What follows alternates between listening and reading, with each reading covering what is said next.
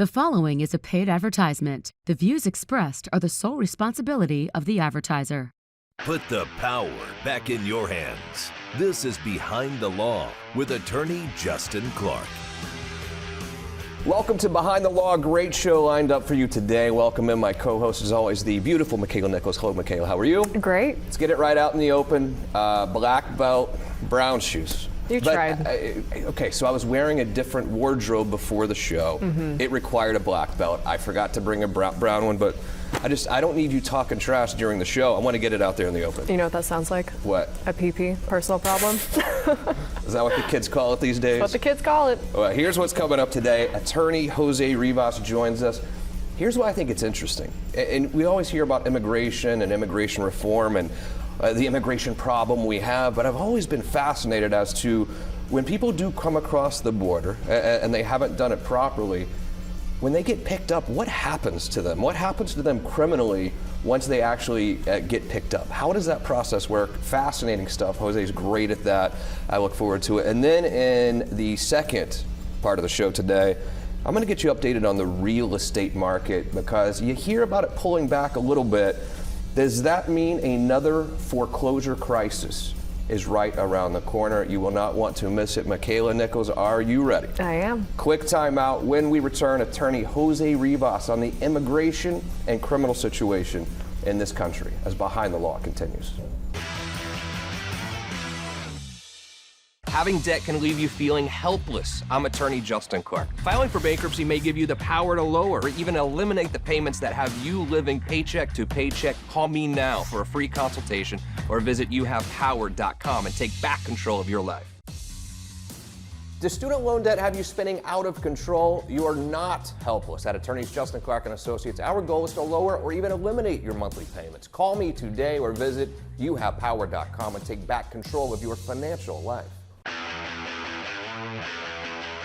Welcome back to the show. Very pleased to be joined by our good friend Jose Rivas, the Rivas Law Firm. Jose, how are you, buddy? Doing great. I like your story a lot. Rollins College, FAMU Law. I mean, you're a local guy around here, a local attorney.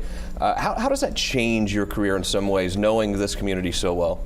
Well, I'm involved in different things actually, and I came when I was 7 years old from Cuba, and I went to high school here.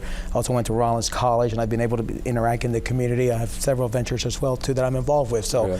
I get the opportunity to interact with the community and be part of it, which is great. I always love the stories about someone coming from another country and coming here to find the American dream, so to speak. Obviously a huge political debate now, and we can have that debate on the radio show or some other forum.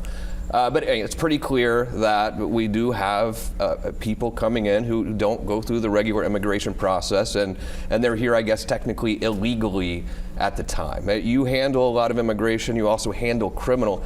How does immigration and criminal law, how do those two work together?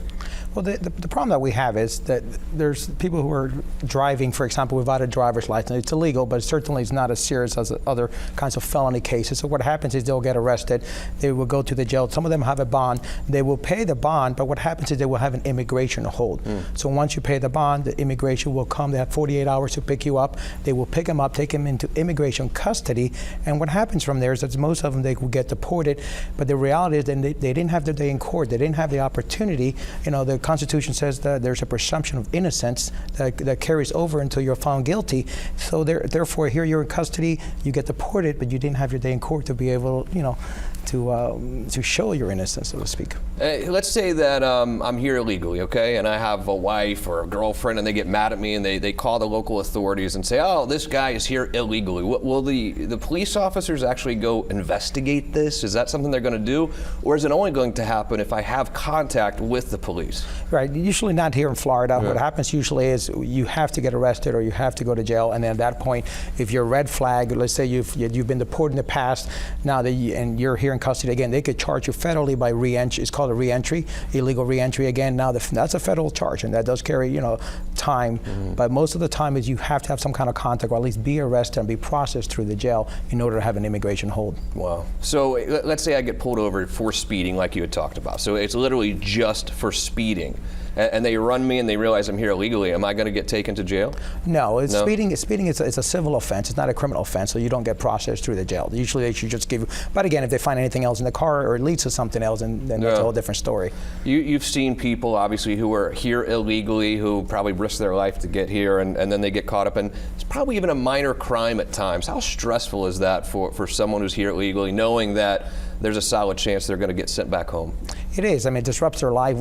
I've had clients that have been here for 10 or 15 years, don't have any legal status. They're driving to work, don't have any kind of criminal history, and they get arrested. It's really at the discretion of the officer. The officer could give them a citation to go to court, but some officers will arrest them, which they can for a misdemeanor, and you go to jail and you pay the $500 bond, and here you are in 48 hours. Immigration's picking you up, so they're deporting you. So it becomes, turns your whole life around. They have kids, they have family here, they have businesses, so it really turns your life upside down. And take me through this process one more time. So let's say that I do have a contact with a police officer. They determine I'm committing some sort of crime. I'm here illegally. So from that point forward, what happens? They're going to take me to jail, and then what happens from there? Well, it's at the discretion of the officer to take you to jail for a misdemeanor. If they do take you to jail, once you're being processed at the jail, they have certain, from the FBI and certain databases, and if you get a red flag, they will put an immigration hold. What that means is that once you're released from the county jail, you fulfill all the requirements, you pay the bond. Now they will give immigration 48 hours to come pick you up. If they don't pick you up within 48 hours, you walk out. They let you right out. Exactly, you're right out. But if they pick you up, then immigration will take you. And now I've had cases, for example, in other felony cases where immigration will pick you up, and then now the judges here the court system will do a warrant, failure to appear, although it's not a willful. You can't come to court if you're in immigration custody. So, and then they leave, and then the warrant stays on forever. If they ever return, they'll get picked up at the border, or even if they want to return legally, they can't fix their papers because there's an outstanding warrant for them. So during that 48-hour period, how likely is it that immigration's going to show up and going to pick me up? Well, without saying specifically, there are certain counties that are a little more strict. Is that right? We can talk about Orange County, we can talk about Seminole, and we can talk about Polk County. But it all depends on the relationship that the immigration has. The jail needs to call them up and say, hey, you need to get here. You got 48 hours. So it all depends. Orange County, it's not as strict as other counties. But again, it also depends on the type of crime. If we have some crimes that are first degree or second degree felonies, they'll put a little more attention to that. Right. Interesting. It's a scary thing going through, I imagine, but that's what you do. You're here to represent individuals who have been charged with a crime or have some sort of immigration hold. What is it like, not just for the individual, but for the family? Because I imagine when they come in to see you, they're scared. The wife is scared. The kids are scared. What is it like when you're charged with a serious crime? It's very stressful. The family calls, very stressful. Most of them, the individual is in custody. They're the main provider for the household, and they don't have the resources. Now you need an immigration attorney to be able to have a bond hearing over an immigration so they can be released. And again, it's very stressful for the family. I mean, most of my clients, they've been here for a long time, 5, 6, 7, 8 years. Their driver license expired, and with the changes of the law, they weren't able to renew their driver's license, and that becomes an issue, in our community today. Most of them, they're hardworking people. There's a little bit of everything, but most of them, they're hardworking people. They're trying to get to work. My goodness. So when that happens, I guess I'm a little confused. So when you get deported, do they literally just send you back home, like no ifs, ands, or buts? Right. They'll put a deportation order where you cannot return, let's say, approximately for 10 years. Wow. On many occasions, they will come back in again. Now, if you're picked up on the border again, or for some reason you're picked up, somewhere in the feds, as we know, immigration is a federal institution, the feds can charge you with an illegal reentry. Now you have a federal charge, which typically you could do anywhere from 10 months to about 2 years in federal prison. And I think 1 month is too long in prison for me, I don't think I'd do so well. I think 1 day is too long for me, personally. I would do better than you, but probably worse than a lot of people. Let me tell you something. If you know anyone who is facing immigration issues, facing any deportation issues, call the phone number on the screen right now. I will connect you with Jose immediately. They are fantastic when it comes to immigration, fantastic when it comes to dealing with the criminal aspect of immigration as well. It's 321-282-1055. This is not something that you want to be stressed out about all the time. There are things that you can do. There are steps you can take to alleviate some of the stress that you have about being here illegally, or a family member being here illegally. Jose will take excellent care of you. And moving aside from the immigration part of it a little bit, just when it comes to criminal charges, sometimes I think we get confused. So when someone's charged with a crime, normally they put a bond. And you say, oh, it's a $10,000 bond, $20,000 bond. does that mean they have to go in and pay the $10,000 or $20,000, or is there another process for doing that? Whenever there's a bond amount issued by the court, you can pay the full amount cash into the court registry, and you will get that back when the case is over. Or you can use a bondsman. The bondsman will charge you at 10% by law. They cannot charge you any more than 10% or $100 minimum per count. Yeah. And you can pay the 10%. That's the premium that the bondsman makes, and to secure that you do come back, to court. But again, if you do have a failure to appear, you don't show up, or if you don't have an attorney that can waive your presence, then at that point you will forfeit the bond and you lose the money that you paid. Is that right? So once the case is over, if I pay cash, am I going to get everything back no matter what? You do get it back. The thing is that sometimes, for example, for a DUI, there's approximately $1,200 to $1,500 in fines. The court will take their money before you get your money back. All right, and we think that's the way it works. So a lot of times when it's a big bond, I do suggest that they use a bondsman. There's a 10%. Yeah. It's a premium. You don't have all that money set there again, for a long period of time. What happens if you don't pay the bond? Well, if you don't pay the bond, you stay in custody, and then what happens is usually the state has 30 days to file what we call the information, which is the formal charges. And we've seen this at sometimes. Here's the other issue with immigration, that they'll go and they'll pay a bond, a $5,000 bond. The family will lose that bond if immigration picks them up. Really? So a lot of times I tell them, you know what, leave him here, let's wait 30 days, and if the state does not file the formal charges within the 30 days, then immigration picks them up. At least you didn't lose that additional money. Exactly. So if you're a judge, how do I determine what bond to put on someone? Usually everybody that's arrested, if you don't pay bond within 24 hours immediately, you will go in front of a judge within 24 hours by law. It's called initial appearance. And at the jail, and actually this is public, there's a link and you can log in and you can see it. The judge at that point will determine if there's probable cause. Probable cause means there's just enough for an arrest, which is a lot lower than beyond a reasonable doubt. And at that point, what happens is the judge will issue a bond. Each county have a bond schedule, like a tablet, and say X amount. There's certain things you're not eligible to for a bond, and those are usually cases, crimes that are punishable by life, and what we call capital and first-degree felony. Those require special hearing as well, but those are like first-degree murder cases and some other kind of crimes, very serious crimes. Let's say I get arrested for DUI, 10 p.m., whatever. What's the quickest I can really get out of jail? Well, the reality is they're going to let you sit there for 8 hours till you sober out. Is that right? Regardless of whether you're 0.07, and you could have a 000. If you're under the influence of drugs and there's no alcohol, you're going to sit there for 8 hours. So by the time they process, you get your in. So you're in for at least a good 10 to 12 hours before you're out again. Now, domestic violence, obviously a major problem that we see throughout the country, probably throughout the universe at this point. But domestic violence, don't they keep you in there longer before you have a hearing as opposed to other cases, or no? Domestic violence, because of the, actually it started because of the O.J. Simpson case many years back. What happens is you have to go in front of a judge. You're not entitled to a bond originally. What happens, you will go in front of the judge the following day, and the judge will set what we call the conditions of pretrial release, which means that you cannot return to the home. Now again, I do over 300 of these cases a year. Usually the alleged victim will contact us and say, hey, there was a mistake, I didn't want him to go to jail, or the other way around. I've had them in both ways. If you're there, if the alleged victim is there at the hearing, then at that point we can ask the judge to allow you to have from no contact to no hostile contact, which means that you can return home, you can have contact with the children. But then this also ties a lot into the immigration issue with the domestic violence. A lot of times there are certain reliefs with immigration that if you're a victim of domestic violence, you can get papers legally. Right. So that's another subject for another day. But it's called Huawei. Yes. So if you're a victim of domestic violence, you can actually apply for a special relief for immigration, so you can get legal status. So is there a motive there to to exaggerate or create something? I mean, I think cases where there's cameras inside the house and the other party they didn't even know for a reason or the other, and that evidence gets used for immigration. So. It's such a touchy subject, of course, because we want to protect everyone, men and women, from domestic violence, but you've seen certainly instances of someone using it as a leverage to claim someone committed domestic violence upon them when later on it turns out nothing happened at all. That's correct. I mean, same thing with injunctions. We all hear about protective injunctions.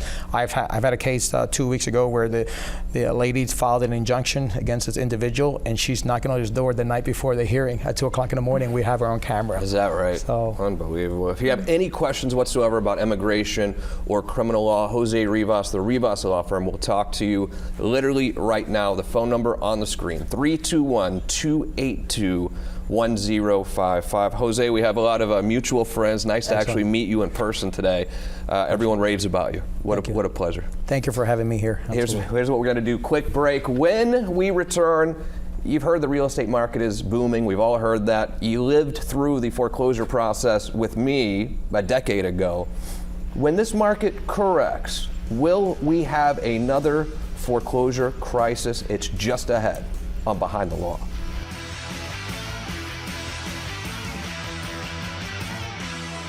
Having debt can leave you feeling helpless. I'm attorney Justin Clark. Filing for bankruptcy may give you the power to lower or even eliminate the payments that have you living paycheck to paycheck. Call me now for a free consultation or visit youhavepower.com and take back control of your life. Welcome back to the show. You may remember, and it really started in 2007, 2008, 9, 10, 11, 12. We had a major foreclosure crisis really throughout the United States, but certainly Florida might have been the epicenter of this foreclosure crisis. Now, surprisingly, during the pandemic, our real estate market has skyrocketed. I mean, it's crazy what's going on. Like even your parents' house, we were talking to them the other day about what it's worth, and you're talking about up 50%, sometimes 60% in places. It's crazy. Yeah, people my age don't really remember what happened in 2007. I know, I'm aware of that. But we handled maybe 15,000 foreclosure cases. It was crazy. People were losing their house left and right. And a lot of you are now asking me the same thing. Well, when this bubble burst, what's going to happen? Are we going to have another foreclosure crisis?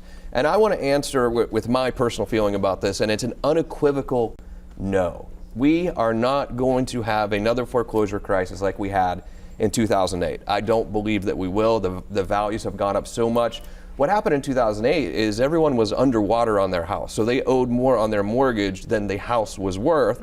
And then it made no sense for them to keep the house, right? Yeah. So they would just try to stay there for a year or two for free and then leave, or do a short sale, or some people wanted to do a loan modification. Now we're in a place where I almost never talk to any of you who are underwater on your house. So if someone has fallen behind during the pandemic, or you did one of these forbearance plans, what's going to happen when you try to figure out, okay, where do we go from here? You're going to look at the value of your house and what you owe, and almost every time you're going to realize that you have equity in that home. So worst case scenario, you're just going to sell the home, take the equity, and go move somewhere else. So I wanted to be very clear about there will not be another foreclosure crisis. I'm still hung up on the fact you said something forbearance plan. A forbearance plan. So yeah, what's that? And there's a few different words here, and I'm glad you asked. It's a great question. So a lot of times, whether there's a hurricane that rolls through, or in this case, the pandemic, the bank will call you, or you'll call your bank and say, I lost my job, I can't pay for a few months, and they'll put you on a deferment or a forbearance, where essentially you get some time off from paying.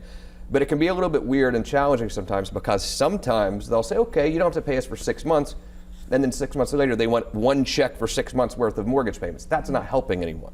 What you really need is to have them put the payment on pause for a while, where you then just start making your new payment whenever you can pay again, whenever you do get a new job. So there are a lot of people who are not paying their mortgage currently, and let's be honest, I mean, some of these banks aren't so great at loss mitigation. They're not so great at working with you in regards to how do we get back on track, but there are plenty of options that you can use. So let's just say, for instance, you had lost your job and you weren't paying your mortgage, Makaila. Mm-hmm. What do you do in that situation? And here really are the options. I mean, we still allow loan modifications. So sometimes you want to go in and say, I know my interest rate was 5% and I haven't paid you in a year. A lot of times you can just go and modify your loan and get a lower interest rate, and then just start making your new monthly payment again. Get your loan back on track, and sometimes you can have a lower payment for doing that. Another option, and I'm sorry to say, we're going to see a lot more of this over the next 6 months, because the last year and a half we've had record low bankruptcies. The bankruptcies have been at a record low, which is counterintuitive if you think about it, because we've been in this horrible pandemic for 2 years, yet no one's filed bankruptcy. And I think it's because we've had these moratoriums and a lot of people haven't been suing you, so to speak. And that's going to end soon. I believe bankruptcies are going to pick up, but what's great about bankruptcy for some people is you can file a bankruptcy, wipe out all of your debt, but also fix the mortgage problem while you're in this Chapter 13 bankruptcy by what's called curing and maintaining. Or we still have this loan modification program that's really great in Central Florida that we've done hundreds and hundreds of, where you can modify your mortgage, get back on track with your mortgage, at the same time wipe all of your debt away as well. So That's a lot of information, at once. Yeah, it is. I know. I'm sorry. I don't Can mean to anyone get a loan? I mean, I wouldn't know how to go about that. About getting a mortgage. So, Yeah. and Dallas Lehman and I have talked about this ad nauseum. So to get a mortgage in 2006, which really created the problem we had in 2008, was very easy. I say all you needed was a pen and a pulse, and they would give you $1 million. They didn't ask any questions. Sounds kind of like a good deal. You didn't have to show W-2s or anything. I mean, it was crazy. And so people were over borrowing, and that's what really caused the market to skyrocket then, but that's what also created this situation where everyone was underwater. After the foreclosure crisis, they made it very difficult to get a mortgage. An act of Congress is what I would say, to get a mortgage. And now we're somewhere in the middle, okay? It's not that difficult to get a mortgage now. You're gonna see that the interest rates have gone up significantly. However, I think if you wait around, if you're looking to buy a house right now, if you're waiting around, I think that's not the right play, because the way I see it is that the interest rates are gonna continue to go up. So if you're waiting around on them to go down again, probably not the right decision. It's just not, because I don't see them going down anytime soon. It's weird because if you look at the price of a median house right now, median house in the United States is around $418,000. A year ago today, the mortgage payment on that, $1,600. Today, the mortgage payment on that, $2,400. So we're talking about an $800 spread for families, and I think it only is going to get more expensive. But on the other hand, if you look at what it costs to rent the same house, you're going to pay more to rent that house than to buy it. So I still think it's a good time to get into the real estate market. I don't think you should wait around on the mortgage rates to go down, because I don't see it happening anytime soon. I mean, what's it going to take for them to go back down again? Probably not even right conversation for this show, if you know what I'm saying? Right. More of a political issue, I believe. But yeah, we avoid that. I think, broadcast television, we try to avoid all political issues, right? Most certainly. But, the moral of the story is we will not have another foreclosure crisis like we did in 2008. The moral of the story is if you have been on some sort of deferment or a forbearance, or you've just gotten behind on your mortgage, I need you to know that we have options. I've been doing this a long time. I know you can probably start to tell with the gray hair and all. Thousands and thousands and thousands of people we've helped through these challenging financial times. And we really haven't felt the challenge yet, if you think about it. I mean, the economy, oddly enough, has been quite good during this pandemic. Unfortunately, what I see happening, I see it getting pretty rough. I do. And the good thing is, that if you have questions about this stuff, you can call us anytime, 321-282-1055. So what's happened really is during the pandemic, the IRS wasn't chasing people. Student loan companies weren't chasing people. Student loans are still on a moratorium. Banks couldn't foreclose on you, so there was no pressure for people. They were getting the help in the moratoriums that were preventing anyone from getting sued. And that's why we've had such a low rate of bankruptcies over the last couple of years. And then we also got some, some government assistance and things like that too. And another thing and no one talks about this, is as the real estate market went up, a lot of people were able to refinance and take money out, take equity out of their home and live on that. Unfortunately, what I see happening really over the next year, 2 years, even 3 years, is I see a little bit of a correction in this economy. And I think that people are going to need some help. That's all there is to it. Not you. Yeah, not me, of course. I'm still processing half of what you said, honestly, because that's just like. Do you have any questions for me? Well, I mean, you talk about filing bankruptcy like it's nothing. I mean, that word is like terrifying. And I understand what you're saying. I mean, bankruptcy can be a terrifying word, but someone who sits in my seat every day, I see bankruptcy absolutely change lives. I see married couples with 2 kids who come in making good money, but unfortunately over the years they've collected this credit card debt or other debt where they can make $120,000 a year, yet they cannot pay their bills because they're so concerned about paying all of this old debt they have. I've seen it change so many lives that I understand people even judge me. They say, I can't believe you are a bankruptcy attorney. You file bankruptcy for people. Yeah, probably the wrong person to say that to. Well, I'm telling you, I see it change lives. I see it change lives every day. And we're not just talking about your financial life, but do you understand when you're having this financial trouble, it can ruin a marriage, it can ruin how you are as a father or a mother because you're so stressed out at night. It can ruin your job because you're not sleeping at night, because you're constantly rolling around in that bed, not sleeping because you're so stressed out about not having any money. Think about it like this. you're going to the grocery store, you're going to Winn-Dixie to buy groceries for your kids, right? And you put that Wells Fargo debit card in to pay. You probably did the groceries yourself now because that's like the new thing, but you put the debit card in there to pay and it says decline.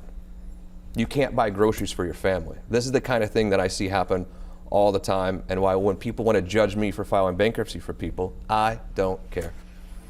Excellent job today. Thank you. You want to come back and wrap it up? I guess we might as well. One last quick break. When we return, it's what did Makaila and I learn as Behind the Law continues. Having debt can leave you feeling helpless. I'm attorney Justin Clark. Filing for bankruptcy may give you the power to lower or even eliminate the payments that have you living paycheck to paycheck. Call me now for a free consultation or visit youhavepower.com and take back control of your life. Makaila and I wrap it up today with what did we learn? Makaila, No, I think you should go first this what time. did you learn today? Go ahead with the monologue commentary. No, I mean, you definitely can talk about anything for the longest time ever. Yeah. I guess bankruptcy isn't such a scary word if they have an attorney like you. That was kind of cringy. But I also learned, from your one friend that was on earlier, that there is kind of a way out. And if you have an amazing attorney, regardless of your status here in the States, that there is help. What I learned is if you are charged with a crime and you were here illegally, I think it's probably better not to pay that bond amount because we need to see what the feds are going to do. And really you or your family just lost out on that money. I felt a little bit better about it because I thought if you were here illegally, you're gone, you're donezo like that. But it seems to me that there are some options. Thank you to Jose Rivas. Thank you to Makaila Nichols, of course, as always. You're welcome. Excellent work today. Most importantly, thank you for joining us here every single weekend for Behind the Law. Any questions whatsoever, 321-282-1055. We'll see you again next weekend, same time, same channel for Behind the Law.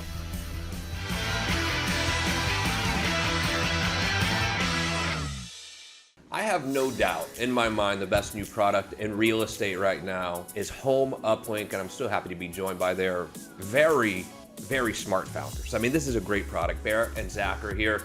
So tell me what Home Uplink can do for me. I'm sitting at home right now. I want to buy a house. What does Home Uplink do for me? So basically what we do is we take all the data every single day and we consolidate it and give open houses to every single person across Florida. So if you're in search for an open house, all you have to do is type in Orlando, you type in Tampa, Miami, and it's going to come up with every single open house for that day only, give you the time, the date. It's going to give you who's hosting the open house, pictures, and how you can get in contact with those people. There are plenty of websites you can go to where you can find out what houses are for sale. There is only one app, one website you can go to find out where we have open houses, all in one place. Yeah, and every morning we scour to make sure that the properties that are on there are still live properties, because in today's market, it's hard to find property. Yeah, I mean, it's really one of the toughest things.